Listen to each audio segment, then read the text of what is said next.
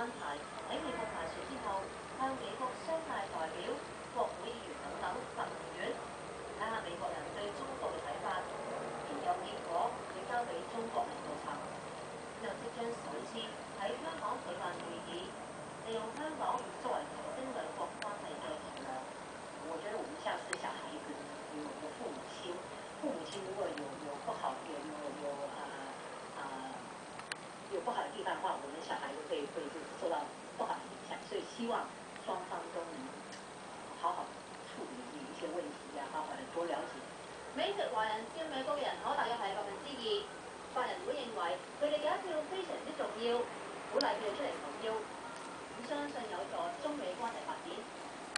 亞洲電視記者梁麗嫦喺美國紐約報道。